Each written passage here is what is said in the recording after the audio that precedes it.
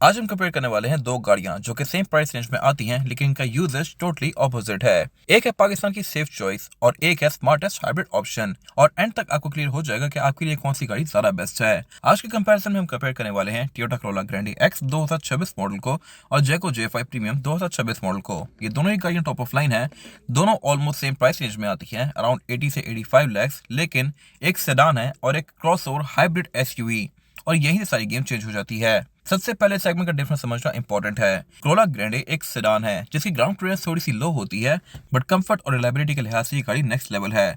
Comfort से मेरा मतलब है कि ये गाड़ी खड्डों पे काफी स्मूथ होती है, जबकि सेविक या जेको वगैरह खड्डे फील करवाती हैं। रिलायबिलिटी के लिहाज से भी इसका कोई मुकाबला नहीं, जबकि जेको J5 एक हाइब्रिड एसयूवी है, हायर ड्राइविंग पोस्चर ऑफर करती है, फ्यूल एफिशिएंसी के लिहाज से भी नेक्स्ट लेवल है और फीचर्स भी इसमें अच्छे खासे दिए गए हैं। लेकिन रिलायबिलिटी के लिहाज से इसका अभी कोई खास आइडिया है नहीं। तो सिंपल है, अगर आपको एक सेफ सेडान चाहिए तो कोरोला सबसे बेस्ट ऑप्शन है, लेकिन अगर आपको एक स्मार्ट और हाइब्रिड किस्म की फ्यूचरिस्टिक गाड़ी चाहिए तो फिर जेको J5 आपके लिए ज्यादा सूटेबल है। फिर डिजाइन और रोड प्रेजेंस की बात करते हैं। ग्रैंडी सिंपल और फेमिलियर है, हर बंदा इसको पहचान लेता है। पाकिस्तान में ये गाड़ी 2014 से आ रही है और इसको फेसलिफ्ट भी किया गया है, लेकिन अब इसका लुक पाकिस्तान में काफी ज्यादा नोन हो गया है और हर बंदा इससे पक चुका है।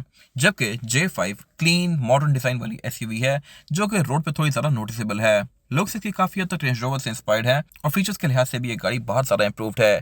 टेल लाइट्स इसमें रेडी में आती हैं, पार्किंग सेंसर वगैरह भी ये गाड़ी ऑफर करती है और हर चीज इसमें थोड़ी ज्यादा अपग्रेडेड है। तो डिजाइन के लिहाज से फाइनल वर्डिक्ट ये है कि अगर आपको एक सेफ और डिसेंट लुक चाहिए तो फिर कोरोला एक बेहतर ऑप्शन है, बट अगर आपको एक हेड टर्नर कार चाहिए तो फिर J5 की प्रेजेंस ज्यादा है। फिर आते हैं इंजन और परफॉर्मेंस पे।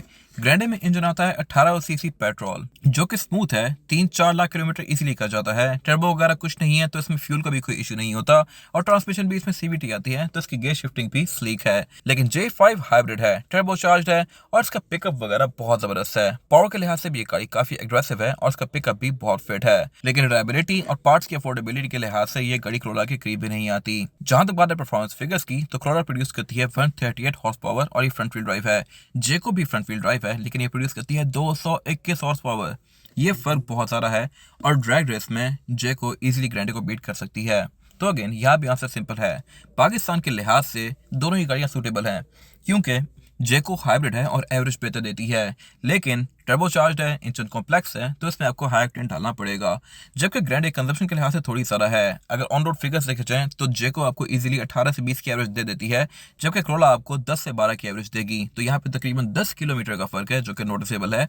लेकिन कोरोला में आप बेफिक्र होकर आम फ्यूल डाल सकते हैं और अगर कोई बहुत ज्यादा अच्छा फ्यूल ना भी डालें, किसी आम पंप से फ्यूल डलवा भी दें, तब भी कोरोला आपको इशू नहीं करती। जेको के बारे में आई एम नॉट श्योर। तो सिंपल है, अगर आपको फ्यूल सेविंग चाहिए तो फिर जेको बेस्ट है, लेकिन अगर आपको टेंशन फ्री होना है तो फिर ग्रैंडे बेस्ट है। ड्राइविंग एक्सपीरियंस के लिहाज से ग्रैंडे का सस्पेंशन ज्यादा सॉफ्ट और कंफर्टेबल है, पाकिस्तानी रोड के लिए बेस्ट है और ये गाड़ी आपको खड्डों में बिल्कुल भी खड्डे फील नहीं करवाती। जबकि J5 का स्टीयरिंग लाइट है, ड्राइव फ्लोटिंग है, लेकिन खड्डे ये गाड़ी कंपैरेटिवली थोड़े ज्यादा फील करवाती है। कंफर्ट के लिहाज से ग्रैंडी मेरे ख्याल से एक बेहतर ऑप्शन रहेगी ओवरऑल, लेकिन अगर आपको ग्राउंड क्लियरेंस बेहतर चाहिए तो फिर J5 क्लियर विनर है। फिर अगर हम आ जाए इंटीरियर पे, तो ग्रैंडी का इंटीरियर बिल्कुल बेसिक सा है, फीचर्स भी यहाँ पे बिल्कुल टू द पॉइंट दिए गए हैं, हर चीज सिंपल सिंपल सी और थोड़ी ओल्ड फीलिंग देती है।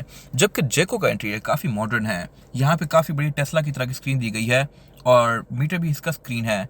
ओवरऑल डैशबोर्ड की वाइब थोड़ी ज्यादा मॉडर्न आती है और इंटीरियर भी फीचर्स के लिहाज से बहुत ज्यादा इक्विप्ड है। इसमें इलेक्ट्रिक सीट्स आती हैं, एंड्रॉइड ऑटो, एप्पल कारप्ले, ये सब ये गाड़ी ऑफर कर रही है। मीटर भी इसका डिजिटल है और जेको में फिर रडार के फीचर्स भी आते हैं जो कि कोरोला ऑफर नहीं करती। इन फीचर्स का पाकिस्तान में कोई बहुत ज्यादा यूज है नहीं, बट स्टिल एक चीज होना ना होने से बेहतर है। तो इंटीरियर के लिहाज से जेको हर लिहाज से नंबर लेके जाती है। ये फीचर्स के लिहाज से बहुत सारा लोडेड है, जबकि ग्रैंडे बिल्कुल बेसिक और थोड़ी एंशिएंट लगती है। तो जहां तक बात है स्पेस और प्रैक्टिकलिटी की, तो यहाँ पे हर किसी के अपने यूजर्स पे डिपेंड करता है। ग्रैंडी की राइड हाइट थोड़ी लो है, बट बूट स्पेस अच्छा है। लॉन्ग ड्राइव के लिहाज से ग्रैंडी थोड़ी ज्यादा कंफर्टेबल है, जबकि J5 ग्राउंड क्लियरेंस के लिहाज से बेहतर है। साइज इस गाड़ी का क्रॉस ओवर वाला है तो इसकी एक प्रेजेंस कंपैरेटिवली थोड़ी ज्यादा है और इसमें सीटिंग पोजीशन भी थोड़ी सी रेज्ड है। पाकिस्तानियों के लिए ये चीज काफी ज्यादा मैटर करती है और फैमिली यूज में भी थोड़ी ऊंची हाइट ज्यादा प्रैक्टिकल है। इसमें बैठना और निकलना ज्यादा आसान रहेगा J5 में। As far as parts are concern, तो ग्रैंडी के पार्ट्स बहुत ज्यादा सस्ते होने वाले हैं। ये इंजन पाकिस्तान में बहुत लंबे अरसे से आ रहा है। सिर्फ ग्रैंडी की ये शेप नहीं, बल्कि पुरानी जनरेशन में भी यही 18 सीसी इंजन आता था जो कि ग्रैंडी अभी तक ऑफर कर रही है। जबकि जेको में ऐसा कुछ भी नहीं है, जेको बिल्कुल नहीं है। इसके पार्ट्स भी आपको हार्डली कहीं से मिलेंगे, और अगर मिलेंगे भी तो थोड़े महंगे मिलेंगे। तो parts, after market accessories, mats, छोटी छोटी चीज़ों के लिए भी आपको थोड़ा सा घूमना पड़ेगा, जबकि ग्रैंडी की सारी चीज़ें आपको अपने आसपास की शॉप से भी मिल जाएंगी। Same goes for maintenance. जेको की मेंटेनेंस थोड़ी कॉम्प्लेक्स होगी एज कम्पेयर टू ग्रैंडी। ग्रैंडी का काम हर बंदा जानता है पाकिस्तान में, जबकि जेको का काम स्पेशलाइज जगहों से ही होगा। रियल लाइफ यूज में ग्रैंडी उन लोगों के लिए बेस्ट है जिन्होंने पूरे पाकिस्तान में गाड़ी को यूज करना है। अगर आप किसी नॉर्मल सिटी में भी हैं जहाँ पे रोड्स वगैरह बहुत फिट नहीं है या मेंटेनेंस के लिहाज से कोई बहुत सारे वर्कशॉप नहीं है, तो आपके लिए ग्रैंडी ही एक बेहतर ऑप्शन है, या फिर आप सिविक पे जा सकते हैं। लेकिन अगर आपने मेन सिटीज में यूज करना है गाड़ी को जहाँ पे रोड्स भी ठीक हैं और मेंटेनेंस या सर्विसेज के लिए भी प्रॉपर वर्कशॉप्स हैं, तो फिर आपके लिए जेको एक डिसेंट ऑप्शन रहेगा जो कि डेली या ऑफिस यूज के लिए परफेक्ट है। तो इन शॉर्ट, अगर आपको सेफ प्ले करना है और टेंशन फ्री ओनरशिप चाहिए तो फिर ग्रैंडी बेस्ट रहेगी आपके लिए। लेकिन अगर आपने मॉडल फीचर पे स्विच करना है और आपको एक हेड टर्नर कार चाहिए सेम पैसों में, तो फिर जेको बेस्ट रहेगी। दोनों गाड़ियां आपकी जगह परफेक्ट हैं, बट सवाल यह है कि आपके लिए कौन सी गाड़ी ज्यादा सूटेबल है। अपनी राय कमेंट सेक्शन में मेंशन कीजिएगा कि आपकी चॉइस क्या होने वाली है। Alright, driving the Toyota Corolla Grande X 2025 model. ये गाड़ी ब्रांड न्यू है, और ब्रांड न्यू गाड़ी होते हुए भी इस गाड़ी के इंटीरियर में बैठकर आपको एक फील आएगी कि इसका इंटीरियर अपडेट हो सकता था। 2025 में अब गाड़ियों के बहुत सारे नए नए इंटीरियर्स आ गए हैं, और इसी प्राइस ब्रैकेट में एमजी वगैरह भी आ गई हैं, और उनके इंटीरियर इस गाड़ी से काफ़ी खूबसूरत हैं। बट ऑल्दो ये गाड़ी अच्छी है, इसकी रीसेल वैल्यू काफ़ी स्ट्रॉन्ग है, इसके पार्ट्स आपको इजीली मिल जाते हैं, रिलायबल भी काफ़ी है। बट स्टिल ये कुछ ऐसी चीज़ें हैं जहाँ पे ये गाड़ी फॉल बिहाइंड करती है, और एक्जैक्टली क्या क्या चीज़ें हैं जो कि ये गाड़ी लैक करती है वो मैं कवर करूँगा आगे जाकर इस वीडियो में। फिलहाल जहाँ तक बात है इस गाड़ी की, तो ये कोरोला का सबसे बड़ा इंजन है 18 सीसी, जो कि गाड़ी पाकिस्तान में ऑफर कर रही है, और इस इंजन को भी हम टेस्ट करेंगे कि ये इंजन किस हद तक परफॉर्मेंस में अच्छा है या ये भी फॉल बिहाइंड करने लग गया है। तो जहाँ तक बात है टेक्निकल फिगर्स की, तो ये गाड़ी 138 हॉर्स पावर प्रोड्यूस करती है, जो कि सिविक ओरियल से बेहतर है। टर्बो इससे ज़्यादा तेज है, बट ओरियल से ये गाड़ी बेहतर है। एलेंट्रा भी कैटेगरी के लिहाज से इससे ऊपर ही रही है हमेशा, वो गाड़ी एक अलग लीग की गाड़ी है। बट जहाँ तक बात है इस गाड़ी की, तो ये इस कैटेगरी में अभी भी एक डिसेंट इंजन है, और परफॉर्मेंस भी इस गाड़ी की डिसेंट है। कोरोला के बारे में जो सबसे ज़बरदस्त चीज़ है जो इसको स्टैंड आउट करवाती है, वो है इस गाड़ी का सस्पेंशन वाइज ये गाड़ी काफ़ी स्मूथ है। अभी इस गाड़ी को मैं हर तरह की रोड पर चला रहा हूँ, लेकिन ये गाड़ी कहीं पे भी रोड फील नहीं करवा रही। इससे पहले मैंने इसी रोड पे MG HS ड्राइव की है, PHEV, वो गाड़ी प्रॉपर रोड फील करवा रही थी। फिर इसकी तरह H6 में जो बेसिक वर्जन है उसको मैंने टेस्ट ड्राइव किया है थी रोड पे। रोड का जो ट्रेड है वो आपको फील होता है गाड़ी के स्टीयरिंग में। फिर इसी तरह कोई खड्डा आता है तो वो गाड़ियाँ बड़ी बुरी तरह से लगती हैं। ये गाड़ी काफ़ी हद तक खड्डों को एब्जॉर्ब कर जाती है। Same goes for breakers, but इतनी सॉफ्ट राइड की एक डाउन साइड है, वो ये है कि ये गाड़ी की बहुत ज़्यादा स्टेबल नहीं है। स्टेबिलिटी के लिहाज से सिविक वगैरह से बेहतर हैं, बट अगेन सिविक आपको खड्डे फील करवाती है, ये खड्डे फील नहीं करवाती। जब आप टाइट टर्न्स लेते हैं तो सिविक की ग्रिप बेहतर होती है। ये गाड़ी आपको कंट्रोल लूज करती हुई फील करवाती भी है, और कंट्रोल लूज कर भी जाती है। अगर आप बहुत शार्प टर्न एकदम से लेंगे तेज स्पीड पे, तो ये गाड़ी पीछे से टेल कर सकती है, या ओवर स्टीयर कर सकती है, या अंडर स्टीयर कर सकती है, जबकि सिविक वो टर्न्स इजीली ले जाती है, इवन सिटी भी। तो ये इसकी डाउन साइड है, बट मेरे ख्याल से डे टू डे यूज़ के लिहाज से ये सस्पेंशन बेहतर है, क्योंकि आपने गाड़ी को कौन सा भी बहुत सारा रोज भगाना होता है या शार्प टर्न्स लेने होते हैं, तो राइड स्मूथ होना ज़्यादा मैटर करता है। इसी चीज़ पे कोरोला बिक रही है, बट ये चीज़ टोयोटा ने बहुत ज़्यादा एक्सप्लॉइट कर ली है। अब इस गाड़ी को तकरीबन 11 साल हो चुके हैं पाकिस्तान में आते हुए, बट यहाँ पे कोई मेजर रिफाइनमेंट नहीं की गई।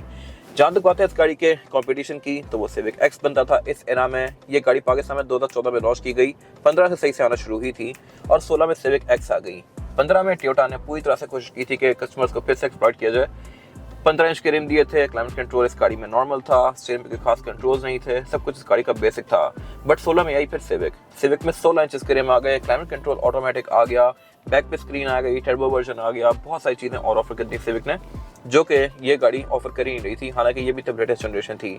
तो फिर कोरोला ने फौरन से इसका फेसलिफ्ट निकाला 2017 में, जिसमें इसकी हेडलाइट्स बेहतर कर दी गई, इसमें क्लाइमेट कंट्रोल ऑटोमेटिक दे दिया गया, और भी बहुत सारी चीज़ें इंप्रूव की गई, रिव्यू 16 इंच के कर दिए गए। तो कोरोला हमेशा से ही कस्टमर्स को थोड़ा सा ना पूरी तरह से खींचता है। इस लिहाज से मेरे ख्याल से बाकी ये होंडा वगैरह या MG वगैरह बहुत बेहतर ब्रांड्स हैं। अभी भी टोयोटा ने इस गाड़ी को बहुत लंबा अर्सा खींच लिया है, जबकि फॉरेन कंट्रीज में इस गाड़ी की और भी काफ़ी सारी जनरेशन आके ख़त्म भी हो चुकी हैं। पाकिस्तान में इसकी नेक्स्ट शेप पता नहीं कब आएगी, जब भी आएगी आई एम श्योर वो हाइब्रिड होगी और फीचर्स के लिहाज से काफ़ी इंप्रूव्ड होगी, क्योंकि पाकिस्तान में बहुत सारे ऑप्शंस आ गए हैं और इसी प्राइस ब्रैकेट में आ गए हैं।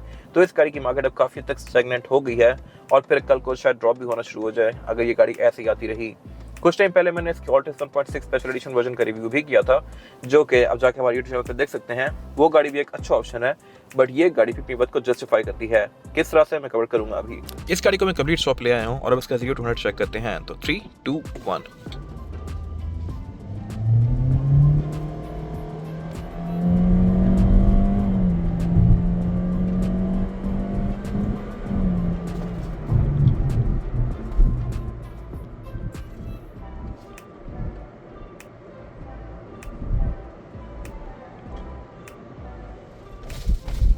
ब्रेकर पर रिस्पॉन्स गाड़ी का काफ़ी हद तक स्मूथ होता है। अब कहने को ये ब्रेकर्स बड़े गंदे थे और इस पर मोस्टली गाड़ियाँ काफ़ी आवाज़ करती हैं, बट ये गाड़ी उनसे काफ़ी स्मूथ गुजरी है।